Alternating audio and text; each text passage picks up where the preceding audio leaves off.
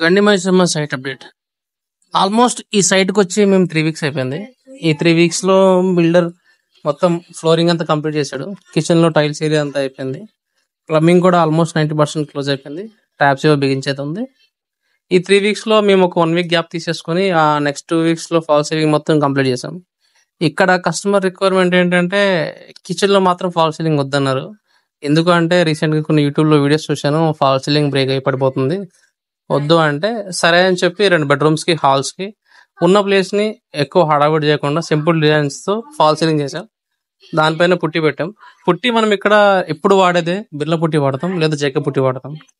అది కాకుండా ఏషియన్ పుట్టి కానీ ఇంకా వేరే వేరే పుట్టీస్ కానీ ఏది వాడడం. ఎందుకంటే ఆ పుట్టి ప్రైస్ తక్కువ కానీ క్వాలిటీ అంత బాగోదు. Birla is the best.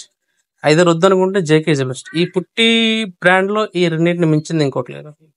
పుట్టి పెట్టాము, పేపర్ కొట్టాము, పేపర్ కొట్టిన తర్వాత ప్రైమర్ వేసాం. ప్రైమర్ కూడా లోకల్ ఫ్రేమ్ యూజ్ చేయలేదు. మేము ఇక్కడ ఏషియన్ పెయింట్స్ ఇంటీరియర్ ప్రైమర్ వాడాము.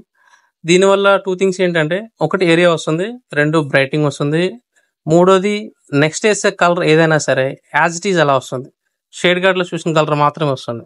లోకల్ ప్రైమర్ వేసామనుకోండి, మనం కలర్ వేసిన తర్వాత ఆ కలర్ ఫేడ్ అవడం కానీ ఐదర్ అది ప్యాచ్ లాగా కనిపిస్తుంది. ఎందుకంటే ప్రైమర్ ఈజ్ ఎ బేసే మనం కరెక్ట్గా వేసుకుంటే నెక్స్ట్ వేసుకునే కలర్స్ అన్ని చాలా బ్రైట్గా వస్తాయి.